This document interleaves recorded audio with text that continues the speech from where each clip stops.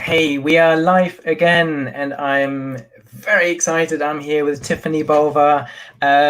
We today want to talk about business success in a post-coronavirus world. And Tiffani is the global customer growth and innovation evangelist for Salesforce, and you're also the author of the best-selling book, Growth IQ. Get smarter about the choices that will make or break your business. So this is exciting. Before we dive into a bit more of the content, how are you? How has the pandemic affected your life? Where are you based now, and what does your life look like? I guess it looks very, very different to the life you lived at the end of last year. Yes. Well, hi, Bernard. Thank you for having me. Hi, everybody. Make sure you tell us where you're joining us from, because it's always good to see where everybody is. I currently am in Southern California in the U.S., in Los Angeles. And to even get more specific, I'm sort of in the Hollywood area. It's the easiest way for me to tell people. I'm like, by the sign, if I stood on my roof, I could see it. That helps. Nice. But I guess you could say that almost anywhere in Los Angeles. But I was in Australia the first week of March. I was in Sydney, and I got back into the US like 2 days before our president shut everything down. So I had an option to go back to my hometown, which is Hawaii, or come back to Los Angeles. And my mom said, well, if you come back to Hawaii and you're really stuck here, we're going to have a problem. So she said, go back to Los Angeles and then come back to Hawaii when you can. So I'm in LA now, but all is safe. I've had one family member came down with COVID in the hospital for a couple of weeks, doing much better now. But I'm just trying to stay positive and put out good content, have great conversations with people like you, Bernard, and make sure that I'm adding value in any way that I can. Great. Yeah, same here. Absolutely. So for anyone that doesn't know you, tell me a little, or share with people who is Tiffani Bova. Maybe what's your background? Work for Salesforce. What do you do there? What does your day job involves? What is a growth and innovation evangelist? And that would be useful if you give me a snapshot of your bio and what you do now. Sure. Well, I sort of break it into categories. Sort of in my 20s, I was doing sales and marketing for all kinds of, let's call it the terms it is now, kind of CPG brands in the old-fashioned way. The internet wasn't here. Cell phones were just beginning. It was a very different time. And then I had to get serious about work and started selling technology as an individual contributor. In my 30s, if you will. For a decade, I was a sales individual contributor. Then I was a sales manager. Then I was a sales leader. Then I ran a division of Gateway Computers. For those of you in the US will know who it is. And in some other regions in the world, you might recognize it from the Holstein pattern boxes, or the cow boxes, if you will. So I ran a division, and I was very early in the internet. I was one of the beta clients of Eloqua. Constant Contact. I was selling domain names and web hosting and infrastructure as a service and small business hosting and all that in 2000 to 2004. So I've been on this internet wave for a while, and I often joke that, back then there was sort of 5 MarTech products. There was 5 marketing technology products, and now there's 7,500. So I've lived through the explosion of technology in sales and marketing. And then I left the contributing role from a technology standpoint, sort of being an executive, and I was a research fellow at Gartner for a decade. Gartner is the world's largest sort of analyst and consulting firm focused on tech, and I was an advisor for Microsoft and SAP, Oracle, Dell, VMware, Deutsche, Singtel, sort of all the large tech companies on go-to-market, channel strategy development, digital disruption. I was also part of the team that made the prediction that the CMO would spend more than the CIO, which sent off a flurry of acquisitions by Salesforce and many others. And that was through my 40s. And then right when I was turning 50, I said, I want to find a way to start to balance and give a little bit more back. And what brand could I go to that I could do those things? And Salesforce was just a perfect home for me. So I've been here now a little more than 4 years. And I get to travel the world usually. Last year was 375,000 fly miles or 600,000 kilometers, depending on where you are in the world, 100 keynotes, 6 continents, and I get to meet with customers and clients all over the world talking about how they grow their business, sell better and market better, and really deliver these amazing customer experiences. So that's kind of how I spend my time. Very good. That's fantastic. So you're the person that knows about how to grow your business and generate some sales. Let me just quickly have a look through the stream. We've got lots of people out on here from lots of different places. We've got someone from Kansas City. We've got Steve from London, Karen from Calgary and Alberta. We have Chaos from India. We've got someone from Jordan in the Middle East, Raid. Wow. Ephraim from Rwanda. We've got someone from Sweden, from Switzerland. Maximo from Sacramento in California. Moses from Kenya. Jason from Texas. Beth from Manchester in the UK. Pakistan, all over the place, South Sudan, India, Mexico, Ireland, New Delhi, South Africa, Kenya, Washington, DC, wow. Yeah, Brazil, Algeria. So it's great. Let me know where you're all from. Please put in any comments. I just saw someone saying hopefully your family member recovers well. Absolutely. So great background. And then you ended up writing a book. What inspired you to do that? I don't know. It was a lapse in judgment, completely lapse in judgment. So this was a personal journey for me in so many ways. I mean, I am a storyteller and I'm a keynote speaker and I'm a salesperson. So I'm a talker, and that's my medium. And so for me to really sit down and think about how do I write a book was daunting for me. It was overwhelming. I was insecure about it. I didn't feel that I could do it well. And so I always sort of pushed it away when people said, hey, you really should write a book. And I was speaking at an event in Boston, had to be like 6 or 7 years ago now. And I was on stage with Seth Godin, Brene Brown, Chelsea Clinton, the daughter of President Bill Clinton, and Malala, and myself. It's like, first of all, I don't know why I'm in this lineup, but second of all, wow, right? So I'm sitting backstage, and Seth and I have known each other since 2000, literally when I was working for that internet company. He had written Purple Cow, and I reached out to him and said, I love this book. You have to come in. And Seth's like, okay, I'll come in. Anyway, we've been long friends since then. And so we were sitting backstage, and he looked me dead center in the eye, and he's like, Tiff, you really need to write a book. And I was like, oh. So when Seth Godin says to you, you really need to write a book, for those of you who don't know who Seth is, he's fantastic. He's written so many books. He's just an amazing human, and just gives so much. But you go, okay, I have to write a book. So I said, I will write it if you endorse it. He said, I'll only endorse it if it's good. So then it was like no pressure. So the good news is that he endorsed it. It's the cover quote on the book, thankfully. But it was a cathartic process for me. And it was a culmination of my own experience, so being a practitioner, seller, marketer, leader, and then being an academic and studying and watching and advising. And the blend of those two things gave me a very unique perspective on how to actually drive growth in a business. Instead of talking about it and researching it at a heavy level, it was like, look, I've been talking to thousands of companies over the decade at Gartner. I've run businesses, I've run divisions. And so this was my life's work, if you will, of all the learnings that I've had. And instead of me talking about what I think it is, I let other brands tell the story. So there's 30 stories in the book.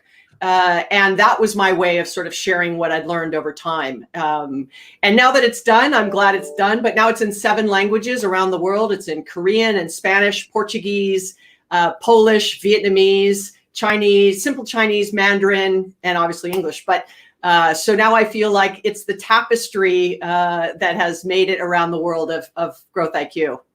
Wonderful, wonderful. Let me just, what I want to do now is I want to pull some of the people saying hello into the stream just to show. Here we go. Irina saying hello from the UK. Hey, hello. We've got from Kenya, Tunisia, North Carolina, Mahood. So if you want to be fantastic. on the stream, just Wow. say hello.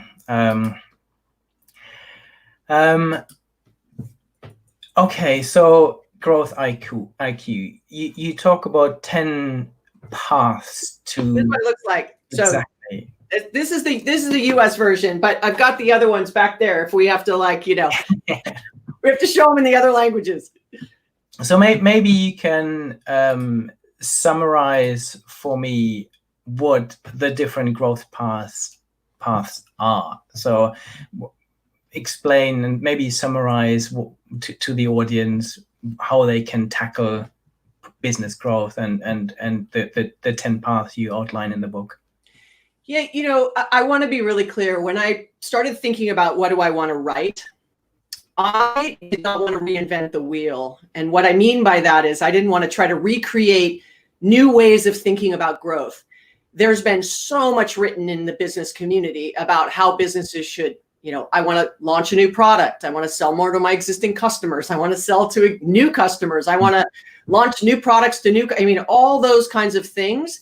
And so I said, that's not what I want to do. I don't want to try to come up with something new, but I had read, so many business books over my career. And when I was preparing to write Growth IQ, I said, I'm going to read sort of the 70, 75. I didn't read them all cover to cover, but mostly. And what had they said? And I realized that much of the thinking had not been modernized to our new reality, which is social, mobile, cloud, big data, the internet, AR, VR, all those things that have come in to our to the capabilities from a business perspective, which has also created this highly connected globe from a commerce perspective. So what I did was I modernized a lot of the thinking that had been out there forever. And so those 10 paths should not be a surprise to you. The first one is customer experience. It's like, well, that's not new and novel. We've been talking about it for a long time. But now customer experience is very much about, can I get it on my phone? Can I get it in 2 minutes? Can I get it in 2 seconds? Can I get it? Is it fast? Is it speedy? Is it agile? Is it on an app?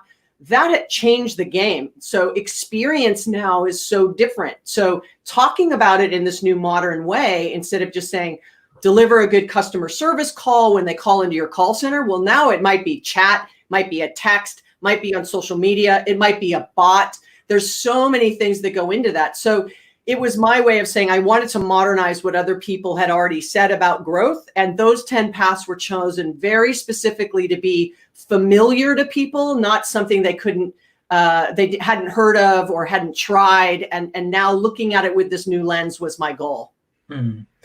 Very good. So the first one, customer experience. What's the second one? Customer-based penetration, I think. Is that right? I have to cheat. You're allowed to look at your own book. Okay. So I think it's customer-based penetration. So the second one is customer-based penetration. Yes. And the thing about customer-based penetration for me came from a flight. I was flying from San Francisco back to Los Angeles. I was sitting next to the CEO of a $3.5 million textile company. It was fabric, and he was selling fabric in Los Angeles. And he started, a conversation with me, and so I started asking him questions. And he said, "Oh, well, I was just acquired, and the new owner of the business, as a portfolio company, wants me to strike a relationship with Walmart and Amazon as our new e-commerce strategy in the U.S. specifically." And I said, "Oh, well, that's good, but tell me about the business you already had." And he's like, "Well, we have 100,000 customers." I went, whoa, stop. You have 100,000 customers? $3.5 million company? Okay, so tell me more about the customers. And then he knew nothing. It was like, didn't know who they were, didn't know how often they purchased, didn't know the last time they purchased, didn't know what the average sale price was. He knew no information about the customer. And I'm like, well, I understand the Walmart, Amazon play. I understand you're trying to go get big revenue from a engine like that has millions of people, hitting their website from a commerce perspective. I understand, but what about the gold you already have? And that conversation with him really sparked that chapter. It's the opening story almost of how I said why I thought it was so important. That many brands spend a lot of time, energy, and effort in planning acquisition. They don't spend the same amount of time on the base. So that was that chapter. That's the concept of that one. Absolutely. So actually exploiting your existing customer base and understanding them and identifying new paths and how you can sell them different products, more of the same. Well, it depends what kind of business you're in. Listen, if you're in a SaaS business or a recurring revenue business, growth comes from losing less customers. Right? That's super important. And so if you lose a customer, you have to sell two to make back, right? So in the SaaS world, it makes a lot of sense. Churn is tracked in the recurring revenue world. In a non-recurring revenue world, it isn't tracked in quite the same way, but lifetime value of a customer is all about if you can serve them well and they will be more loyal, they will buy more often, they will spend more money, and more importantly, they are more likely to try the new products and services you launch. So there's so much to be said for the customers you already have. Yet when I talk to clients, much of the time it's all about, we're trying to recruit. What about the funnel? Like, what about leads? How do we manage leads? It's mostly about the how do I go get new? And I rarely hear somebody be with as much conviction and passion about how they serve the existing base of customers. And that's why I think it's a huge opportunity. And I know we're going to talk about this, but this is one path I think is one of the top things to focus on during this time when we are in a lockdown, depending on where you are in the world, and businesses, face-to-face business and retail businesses, behaving very differently, that the customer base is a great place to go if you're looking for growth. Okay, so we've got customer experience, customer base penetration. Just in a one or two sentence summary, can you share with us the other 8? Yep, it's market acceleration, sort of going faster, than you are today. It is product diversification, so expanding the products that you may have right now. It is customer and product diversification, so actually saying I'm going to go to different sets of customers with different products. It's optimized sales, which that should be obvious. We could talk about that one because I know that you're going to ask me what should people be focused on. Churn, which I just talked about quite quickly.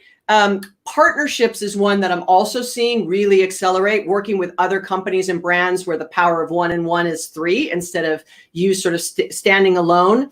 The other one is CoopAtisha, where working with someone, an unlikely candidate. So, it could be a brand that you feel you compete with, but you complement from the customer's perspective. So working with them, that's CoopAtisha. And the last one was one that I was really proud of. It was unconventional strategies. And that was really that business is the greatest platform for change and doing well by doing good. And how can we as businesses not only focus on profit, but purpose, and what businesses were really pivoting towards purpose as a way to attract customers, attract employees, but more importantly, just serve the communities that they live and work in and that their employees do. The fastest way to having happy customers is happy employees. And if you can give back to the community, I think that that's just really exceptional. And so that was the way I wanted to end the book. Started on customer and ended on, just being a better steward of the world that we live in as a business. Nice. And you alluded to this already. What I'm interested in is our world has dramatically changed and is still changing. If you now reflect on the current pandemic and how it is transforming businesses, do you see any of these paths becoming more important or less important? So if you were to write the same book again, would you emphasize different things? Which of those growth paths do you feel are particularly important nowadays? So I'm going to read a quote. I'm going to grab it. Need my glasses because I'm over 50. So hold, please. But there's a great quote. Was the two things. One was the decisions that you've made. It was from Jeff Bezos, and it went something like this: if we have a good quarter, it isn't because of the decisions we made now. It's because of the decisions we made 18 or 24 months ago. And this pandemic has really cracked open the lack of investments that were made in businesses, unfortunately. on things that like digital transformation, as an example. It's a big term. It gets tossed around a lot, like disruption and innovation. For me, digital is technology, kind of modernizing, but transformation is all about people and process. And so you put those two things together. And I think that over the last 4 months, businesses who didn't have the ability to communicate with their employees or their customers online, or they couldn't collect, sell and service online, that their call centers weren't set up to do things and help online, that they really found themselves trapped in a world where they could not keep their doors open, and even if it was virtual doors. So for me, I don't think I would write a different book. I might be a little heavier at the beginning on, look, the decisions and the investments, it can't just be about short-term wins. If you're not playing the long game on this, unless you're just saying, look, I'm going to build up and I'm make a little bit of money and I'm do something else. But if you're saying, I really want to build a business, then the investments that you make now really, really will show through. And if you look back in the US during the last recession that we had in sort of 2007, 8, and 9, was the housing market and the financial services market. During that time, 10 or 15 companies that we now all rely on to do our daily work and be socially connected were founded during the last recession. Mm-hmm. So what's exciting for me is to see what's going to come out of this around health tech and ed tech, to really help educate and democratize access to things that not everybody has. The other side of this cracking open the lack of investments is cracking open the inequalities. And when this first started, when I would make that statement, I was talking about access to technology, education, healthcare, transportation, et cetera. And now it's taken on a totally different meaning. Obviously, in the United States, we're in the middle of, the Black Lives Matter movement that has obviously permeated around the world as well. But so now when I say the inequality, it's sort of two sides to that comment. And so that's what gets me excited. And I don't know if I would write. I might use different stories, but I don't know if I would change the framework. Yeah, which is great. I completely agree. I think every crisis shows that running your business well, sticking to some fundamentals, really understanding your customers, caring about them, communicating with them, thinking about innovative new services and products. Those are the companies that keep thriving. And there are some companies that have been left in a bad situation, but even when they've done everything right, I'm thinking about some of the travel companies and others. But for most organizations, actually, this is now the time to innovate. This is the time to think about new ways of engaging with their customers. So I completely agree. Let me just have a quick look. I just saw a nice little comment here from Abdullah. Greetings from the Maldives, the sunny side of life. Thank you. Oh, I wish I was with you down in the Maldives. Yeah, same here. and then I've Darwin is asking an interesting question. How does Salesforce help with understanding who your customers are and to answer the questions about your operation? Oh, that's I could talk a long time about that, but I would say this. I would say, going back to that example I gave with the gentleman who was sitting next to me on the airplane, he didn't know who his customers were. He had no database. He had no customer relationship management or CRM tool. And, he didn't even have an Excel spreadsheet with a list of names. So he had nothing, right? He had it in his billing system. So you could do some kind of export. But for me, understanding your customers is multiple fold. One, having a database and knowing who they are, knowing their information, like what they purchased last, when they purchased, where they work, who they are. And if you really want to start to get into it, you would start pulling in second and third party data to fill that out. And so on the sales side, that gives the sellers so much more insight when they reach out to customers. On the marketing side, it's journey mapping and lead distribution and lead scoring and social media on Social Studio, which is a product that we have. We have an entire marketing cloud. Then we have customer service cloud, which is call centers. All that's integrated. And now we're pushing out something called work.com, which is all about contact tracing and getting people back to the office and getting people back to the office safely.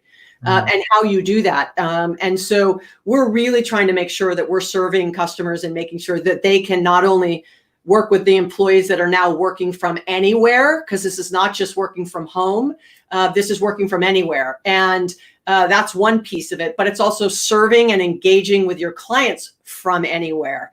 And there's no way you can do that today. I mean, let me add a caveat to that. If you have a very small business and it's you and 2 or 3 other people, sometimes technology is too much because you just have a small business.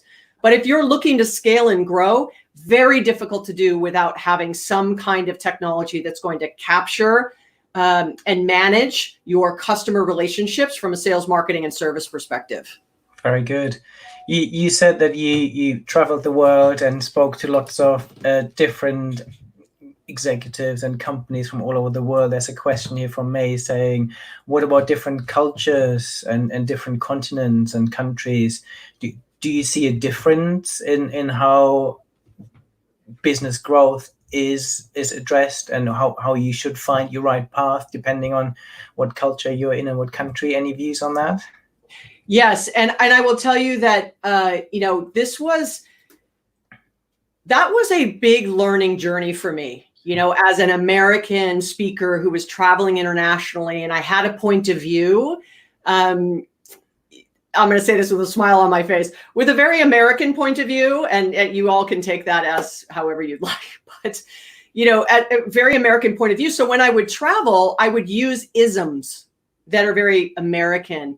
And I had to learn not to do that. Then it would be culturally, I'd say, do something where, for example, in the US, if someone isn't performing, you can fire them.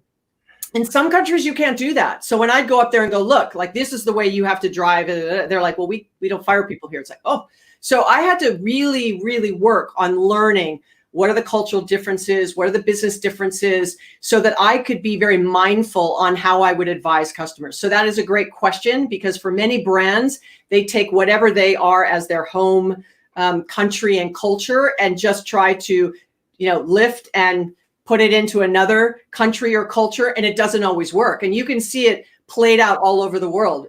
Barbie going into Asia didn't work 3 times.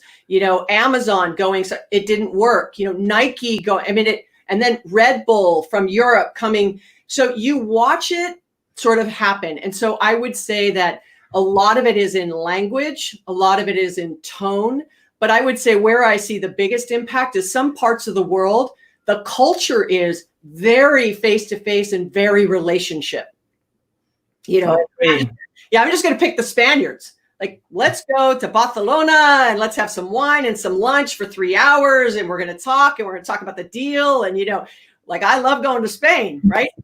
But now you can't do that. So it's going to be very interesting to see how the culture of parts of the world shift a little bit, pivot a little bit, and have to now find ways to be that connected at a very personal level in this new kind of hybrid, remote, digital way for however long this goes on. I think we're going to go back to the way that it was from a equality standpoint? I hope we don't do that. From everything we can learn through this, I hope, I actually don't call it get back to normal or the new normal. I call it the next future, because I want us to take advantage of where we are to do it. So it'll be interesting to see, but that's a very, very good question. And you've honed in on the fact that anything that I've put in the book or that I've said here, let's say 70% of it is relevant across the board. The 30%, 20% is going to be different by industry, by sector, by size business, by culture, by region, by language, all those things. And so take what I say as the sort of 70% is going to be common. And then if we were having a conversation, I'd ask you to educate me on what are the subtle differences so that I could help course correct. But sort of the opening of the book is there is no one right way. You have to find the way that works for your business, and culture, region, industry plays a big part of that. So that's a great question. Thanks for asking. Yeah, great. Thank you, May. Tiffani, in terms of, in your book, you say that these are 10 important growth paths, but you also say don't tackle them all at once. You need to find your right path, picking the right growth strategies for your business at any given point, at a particular point in time. Right. How do companies do this? And do you have any good examples of maybe case studies that you can take us through of how companies found a really good path to success? Yeah, and that was the meat of the book. I tried as best I could. It's because it's very hard in paper because you can't take all the variables. Where are you? What industry? What size? Like very hard to write it for everybody that it's applicable. But I would say this. I would be very surprised if people listening to this that are in business didn't find, if not all the paths, maybe not the last one, but more so now, but those 9 that you weren't doing it in some way. Like that by no means was the suggestion. The challenge now is what Jeffrey Moore, he wrote the foreword in my book. He wrote the book Crossing the Chasm, for those of you who don't know that. And he recently wrote a book called Zone to Win. And that book is, the basis of it was about a crisis of prioritization. And that's what we all find ourselves in. There's so much to do, but we can't prioritize. And so the book was a way for me to help you sort of lay out your options on growth and then find how do you prioritize that based on, one, what you're already doing. And I call it context. It's sort of the opening of the book. The context is what industry, what size, who are your competitors, what is your culture, what are your employees. So I'm going to use Blue Ocean Strategy as an example. Fantastic book. But if you read Blue Ocean Strategy about going after the blue ocean, which is go where there are no competitors, the red ocean is very competitive. Go after the blue ocean. And I've heard many executives when that came out say, I'm going to go after the blue ocean. And I said, okay, well, talk to me about your innovative culture. Like, do you have a culture of failure is rewarded? Well, no, of course not. I'm like, okay, well, not sure I'd go after a blue ocean until your culture can actually handle that. And so context is really important. Who you are today, what you're good at, what you've done, what you're capable of, the systems you have in place, the processes, etc. Once you know that, you can then take a look at the 10 paths and understand which ones you're already doing, which ones you should stop doing, which ones you should double down on doing. And then which is a combination. But the biggest aha from the book is what I call sequence. The order in which you do things has huge implications to your success. And people sometimes just focus on the action and the outcome, and they don't think about the order in which they do it. Can you give me an example of Sure. order? Sure. So I'm going to use a US, then now global brand example. So Blockbuster Video used to be where we would go and rent VHSs. It was a retail. VHS is a tape. You put in a machine and it plays a movie. For those of you who okay. We used to have those things. Now it's just, I don't know, it mind melds into your head. But back then it was a VHS. And Netflix disrupted Blockbuster. But Netflix did not start with streaming. Netflix started by mailing DVDs and mailing VHSs because why? Well, actually, it was mailing VHSs because not everybody had DVD machines. But then not everybody had high-speed internet. So if you'd gone straight to streaming, it would have failed. So they had to wait for high-speed internet to be much more available, cost-effective. And so then they went to streaming. But you might be surprised that some 700,000 people in the US still do mail order movies and don't stream. It's the most profitable part of their business, and it funds and fuels a portion of their original content. So they didn't get rid of it. When they left the US and they went to Europe and they went to other parts of the world, did they start with mail order? No. Why? Because you guys all had high-speed internet. You were far ahead of where we were. And so that is sequence. If you had started in the US with streaming, it would have failed. If you'd gone to Europe with mail order, it would have failed.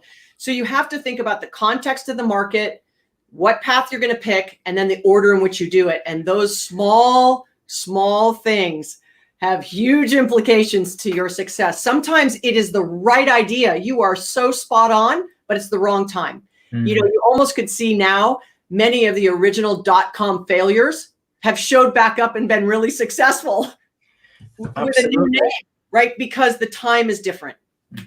Yeah, absolutely. So many of the original .coms, even if they didn't fail, if they didn't succeed, their business ideas came back 100%. Yeah. I mean, even if you think of remote work, oh no, you have to come to the office. Remote education, no, have to be in a classroom. Remote healthcare, no, you have to come see the doctor. Well, now it'll be interesting because behavior changes at about 66 days or so for humans. It depends whose research you look at. But we've changed now habits. We're 4 months in, depending on where you are in the world. You could be 5 or 6 months in. You could be just entering it, sort of lockdowns and the pandemic itself. And so as these habits change, it'll be interesting to see how much doesn't come back, where, working from anywhere, flexible work hours, education that's much more available, healthcare that's more available. I think there's a great opportunity here to make a significant step forward that would have taken us maybe a decade or two to get people to feel more comfortable about virtually doing things. And now we've been forced into it. So, I'm so excited to see, 10 years from now, what we've learned from this and what it looks like. Yeah, I couldn't agree more. I see that the whole pandemic is just fast tracking innovation, fast tracking technology, especially digital transformation. Very good. Let me have one of the chapters in the book was CoopAtisha, as I mentioned. And a great example of that now is countries and labs, everybody working together for a common goal. I wish it was a little bit more coordinated, but sharing data, on something like Watson from IBM, right? All that healthcare data, like I believe the cure, not of COVID, but I believe the cure of some of the things we have is somewhere in the data. If we could share it and analyze it, we could find it. And so watching companies come together to solve these very big societal and human and world, environmental things at this time is a perfect example of CoopAtisha. That is partnering with someone like drug companies may compete, but right now it's not about that, right? It's about we all have to come together and find a way. And so that's that CoopAtisha. And I think that's the only way we're going to get through this. Yeah, and we see this done really well on a company level at the moment. If you look at some of the pharmaceutical companies, unfortunately, we don't see this on a political level, which I find hugely frustrating. We say this in the US, we say take the fifth. So our Fifth Amendment is to just not incriminate ourselves. So on that comment, I'm going to take the fifth. Yeah, exactly. Let me just have a look. I really love to tell you how I feel, but it's probably not the right environment for me to tell you how I feel. And it's too early in the morning. It's too early in the morning for me to tell you. Exactly. Let me just pull in a few tweets. Hello from Munich, Germany. Hello. Love Munich. We've got someone from Bangladesh.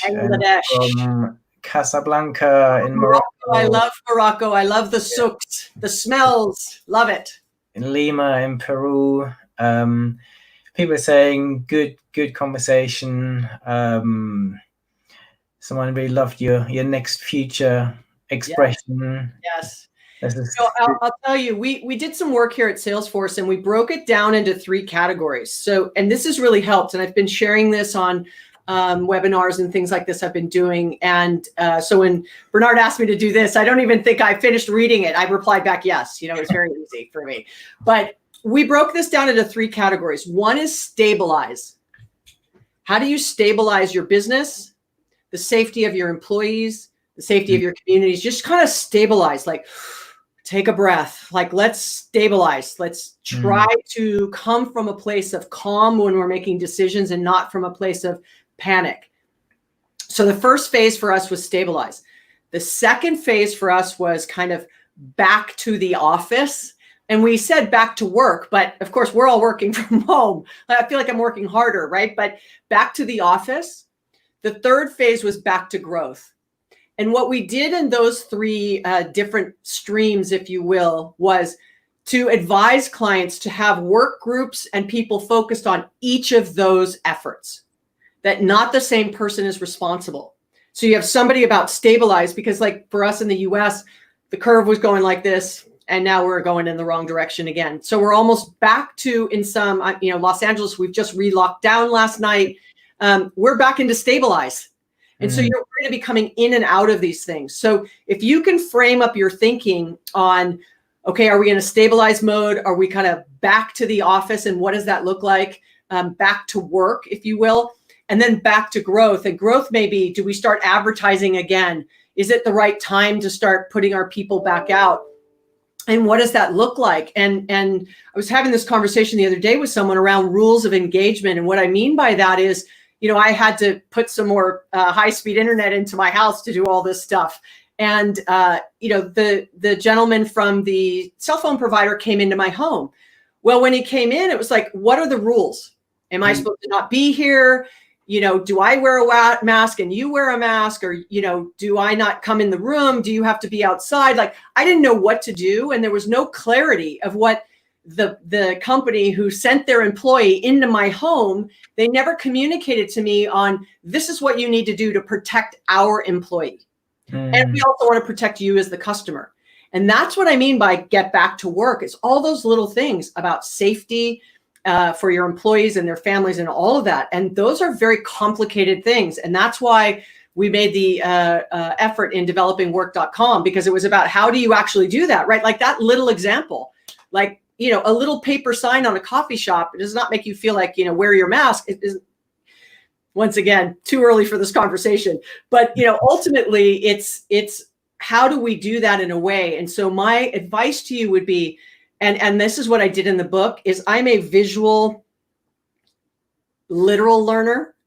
And so I tried the 10 paths are actually a way for me to put them in very distinct buckets so that you could focus. And I learned that from Alex Osterwalder, who he wrote Canvas. And that was because he put together a canvas that put things in places. And I said, how do I create that kind of canvas for growth? And the 10 paths was my answer to that, because I learned so much easier from his writing because he did that. And so if you can think stabilize, back to work or back to the office, and the third is back to growth, who's responsible? What are you doing? What are the work streams? And then from a growth perspective, that's where Growth IQ plays, is in that back to growth. And how you really apply it. But hopefully that's helpful to you. I can tell you that for us, it's been tremendous because we can communicate with our clients in each of those work streams, depending on where they are in the world, to our employees, to our, we call it our Salesforce Ohana, and Ohana means family in Hawaiian, but our broader shareholders and our broader community. That was how we decided to speak to them, communicate with them. And then also we could listen back and we knew where to put their comments, questions, and concerns. Wonderful. Just a little shout out to my audience here. If you have any questions, we always try to make these live sessions as interactive as possible. So let me know if you have any questions specifically for Tiffani on growth. Before we go into any further questions, what do you see, Tiffani, as some of the biggest barriers of what's stopping companies from going on this growth path? Because none of this is rocket science, but like so many common sense ideas, they're not always common practice. So we need a little nudge and a little help, and putting it into very simple terms for people of how they can achieve growth. So what's stopping companies doing this? So the opening stat of my book was some work done by Bain, which is a large consulting company. And it went something like this. I might get the percentages wrong, but I'm directionally correct. The stat was that for companies above 5 billion or below 5 billion, and I realized 96%, 98% of companies around the world, 99 are not that big. So the point is that 96%, and then if you're smaller than 5 billion, it was in the high 80% range. Okay, so big numbers. That the reason that they were not able to deliver consistent and repeatable growth was internal issues, not external. Now, when I wrote the book, I actually say right underneath that sentence, and this does not include a black swan event, which we're now in the middle of, right? So unfortunately, now it's not just internal inertia, it's all kinds of things. But if we weren't dealing with this, the thing that I can learn out of that is a lot of it is change is hard. We've always done it this way. We tried it and it failed. That's not what our competitors are doing. That's not our culture. Whatever the reason is you're not doing it, a lot of it is because change is hard. So for me, the backbone of corporate growth is personal growth.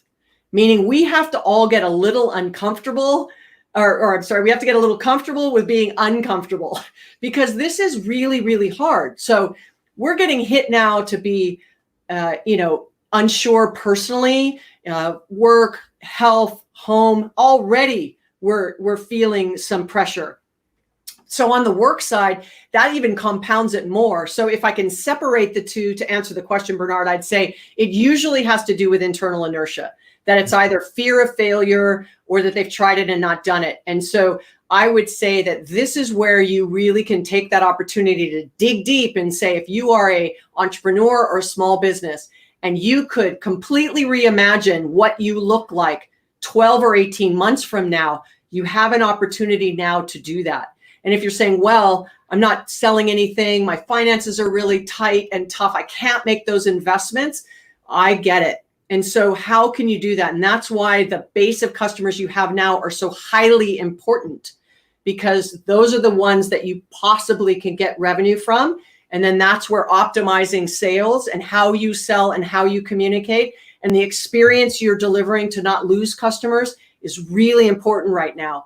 So I'd say this has everything to do with us being willing to do the hard work so that when we come out of it, we come out of this stronger. Yeah, I agree. And for me, it very often comes down to culture and to doing things the way you've always done. I think your conversation on the plane that you talked about was it's a classic example, because companies have developed a path to their own growth and it worked. But I think it's really important to step back and say, what else can we do? How can we accelerate this even more? How can we make it more diverse, safer, more resilient for the future? Absolutely. Yeah, and I tell you that so when Seth said to me, write the book, someone else on the other side of me on my other shoulder, right? So Seth's over here saying, write the book. I had another friend on this shoulder going, become an entrepreneur. And I had a lot of time on soul searching on what I was going to do. And I realized through that soul searching that I am not an entrepreneur, that I'm an intrapreneur, but I'm not an entrepreneur. And once I did that, it really took a load off my shoulders of why am I not able to sort of do this on my own?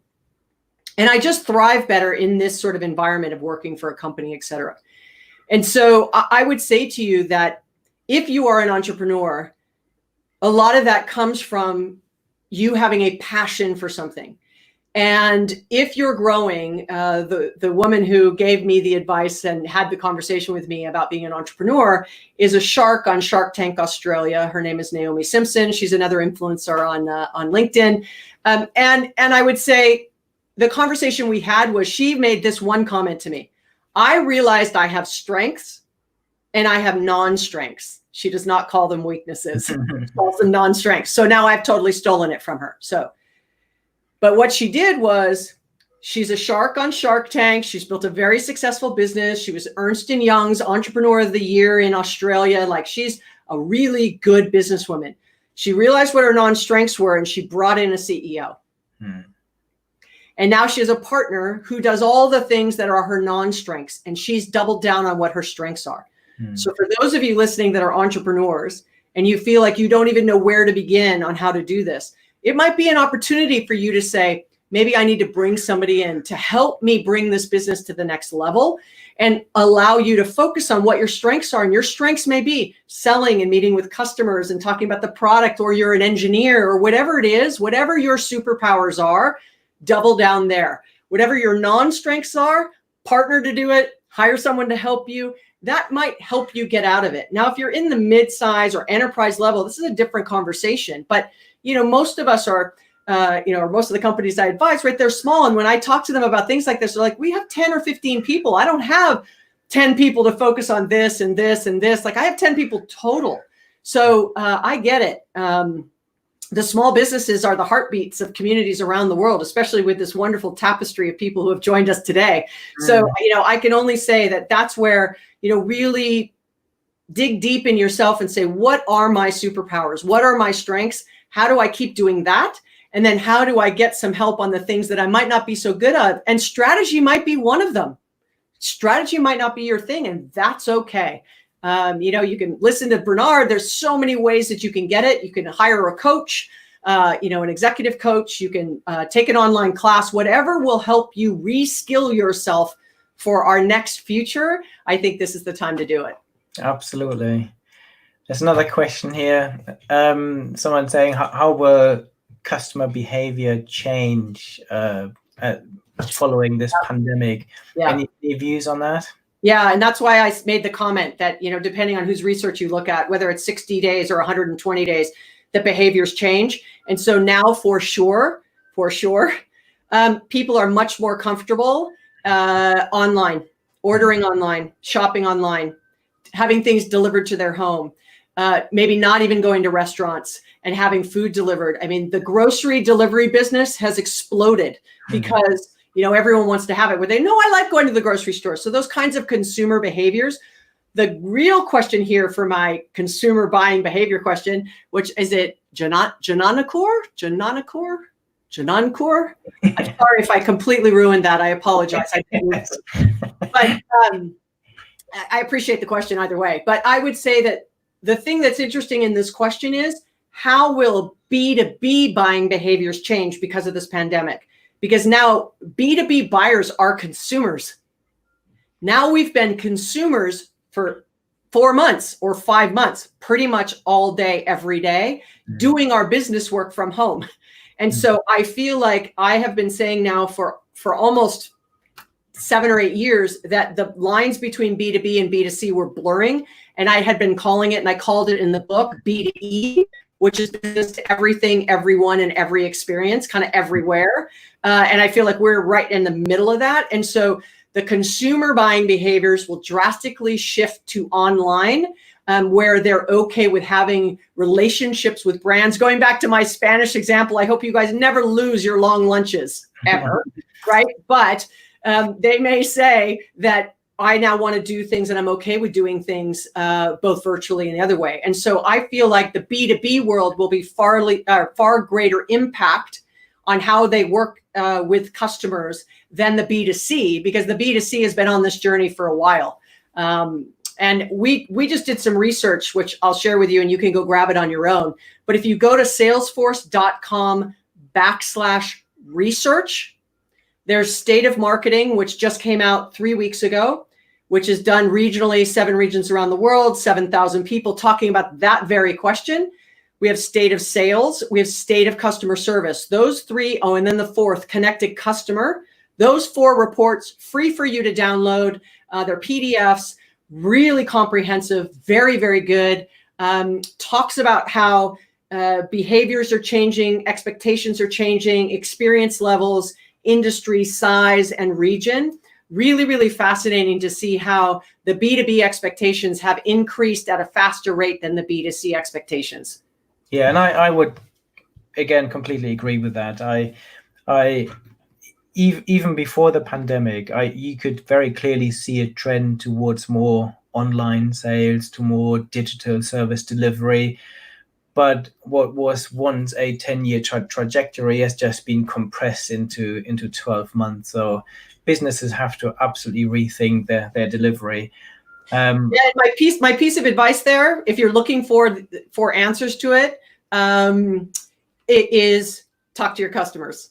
Absolutely. And this is actually a point I wanted to make earlier when you were talking about what businesses need to do and what some of the barriers are. Actually talking to customers is so important. And I think those businesses that are thriving now have continued to engage with their customers. If I think about some of the local restaurants, you were talking about delivery services, those that have had the ability to engage customers and say, what do you actually want? How can we still deliver great food to you in this pandemic? Tell us what you want. Others have completely shut down communications and they will disappear because they're not listening, they're not communicating, they're not engaging. Yeah, so I would tell you that while I was on my journey of learning how to be an analyst, because I was not an academic by any stretch, the first couple of years in advice, if someone asked me a question, I would just answer. Here's what I think. And as I started to expand my capabilities in learning and extend sort of how I could frame advice, I now answer that totally differently. I say, I don't know the answer. What do your customers think? What do your employees think? Once I know what they think, we can come up with a strategy. So, during this time, if you have the ability to ask your customers, maybe ask them, what would you like us to look like when we come out of this? So this question from Peter that you have below of like entering new market you've never been in with a new concept or product, the question is, does the market want it? Going back to that context, what's the product? Who's the customer? How do they want to buy? And I would say, I'm going to use in the book, I use Red Bull as an example, that they stayed in region for a decade before they even kind of went out to another region in Europe. And it was like another 5 or 6 years before they came out of Europe. And it was a new product into a new market. And they wanted to say, we want to own the market first. So if you're already ready to move into a new market, I would ask you, have you totally saturated your existing market? Like if you are the leader and you have all the share in your existing market, then I'd say, okay, let's talk about where you go from here. But if you have a very small share in your existing market, could you figure out how do I get more of a share in the existing market so I can learn, and then I can figure out what do we need in the other one. But as we said earlier, the culture, language, expectations, you have to make sure that you purpose fit whatever that product is that you're currently selling for the market you're going to go into, and make sure that you do that. It could be something subtle. It could be something big. And so I'm a fan of market acceleration in your existing market which is one of the paths, while at the same time you're keeping an eye on customer and product diversification. And in that case, it would be going to a new market with either an existing product or a new product. But I worry, unless you're an essential product at this moment, to go launch into a new region or market with something new at this moment when everybody is just being bombarded with everything that's going on. I'd say serve your existing customers, try to capture more share in your existing market, and then learn from your current customers by asking them what else they might need. And you might be able to develop some add-on product, or just right outside your core in order to get more from your existing customers. Very true. Very true. I've got one more question, and I'm not even attempting to pronounce this name. I'm really sorry. But what he wants to know is any advice on really tough business environments like Africa and how you achieve growth there. Yeah, and listen, I make no claims here that I know the answer to all of these really tough questions, especially when you're getting into regions where there's so much more also going on besides everything we're now dealing with.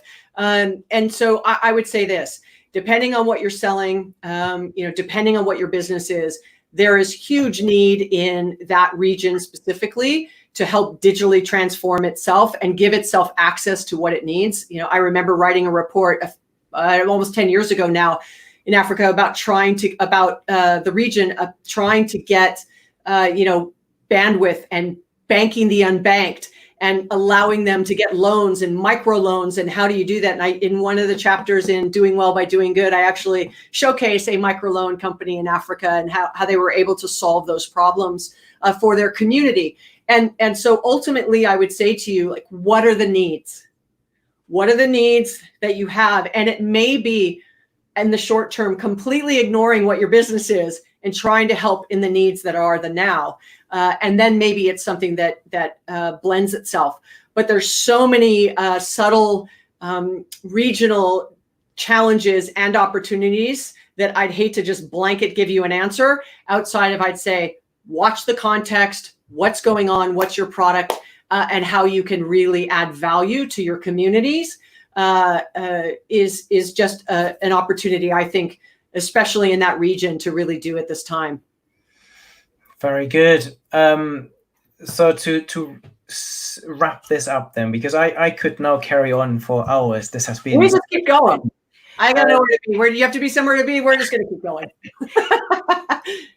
What I want to finish with is your top tips. So if you were to say, these are my top 1, 2, 3 tips. This is a summary. This is what I would like people to take away from today. So if you were to give anyone listening, anyone in business, some advice on how to improve their business success in 2021, what would your tips be? The first tip I'd say is take care of yourself. This is a really taxing and challenging time, sort of well-being, mental health, check in not only with yourself, but those around you. It's stressful. So, a lot of change is being thrust upon us at a very rapid pace, which with that comes a lot of insecurity, et cetera. So I'd say the first thing is make sure you take care of yourself and your family, right? Just from a wellness perspective. Because if you're not healthy, you can't do everything that you want to do from a business perspective. From a business perspective, I'd say really taking that inventory, the personal inventory on the strengths and the non-strengths. What do you really enjoy doing? And if you're an individual contributor, same thing. What do you really enjoy doing? What don't you enjoy doing? And then during this time, can you reinvent yourself? Can you reskill? We have something called Trailhead. You can go to trailhead.com. It's free learning on all kinds of topics, on Internet of Things, on how to do a presentation, how to write a business plan. Now we're talking about how, dealing with COVID. We have everything around equality and inclusion, all kinds of stuff. So, re-educate and reskill yourself. This is a time to reinvent. If there's things you've wanted to do, absolutely try to do them. And so those two are sort of personal, right? From a business perspective, this is the time where your customers are your most precious asset, along with your employees. Those two things you have to protect, but those two groups have the answer to your question. What you should be focused on, what you should be doing, what kind of company they want you to be, what kind of values your employees want you to have, how you behave at this time, how you take care of your people and your customers and your communities will say a lot about you a year from now. And if you're not doing the things that people feel is positive and additive to people's lives, they will also remember it. So those would be the three, just take care of yourself, take this opportunity to take a personal inventory for potential reskilling. And then the third, spend time asking your customers, employees, what kind of company and what kind of products and services they would like you to do. And not that you have to do everything that they say, but you have to give yourself permission to have what we say, the beginner's mind, a little bit of space in the way you've always done things, to give yourself permission to try and fail, be uncomfortable, and then come out of this stronger. But at the end of the day, I wish you all just health and success. And I'm really interested to hear, any feedback in the feedback of the chat on what resonated with you, what you agreed with. But I'm really interested in what you didn't agree with. I like that the best because it helps me shape how I give advice going forward. Look, I've been blessed with this opportunity to share what I think, and I always want to make sure I stay close to what resonates with people to help them be better at what they do every day. Beautiful. Wonderful. Thank you so much. I think I agree 100% with everything you've just said. And I think this is a wonderful time to reflect. And in order to reflect well, you have to listen. And this is both from a personal perspective and a business perspective. So wonderful. Thank you so much, Tiffani. And thank you. Thank you for having me. Yes, everybody. Thank you. My pleasure. So anyone wants to re-listen to any of the live streams, head to my YouTube channel where they will all sit forever.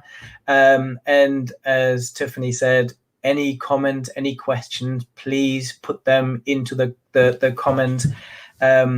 Let us know what you think. If anything that you want to see in the future that we can talk about, just let us know and we will do our best to address this. Thank you very much. Thank you. Bye, everybody. Bye-bye.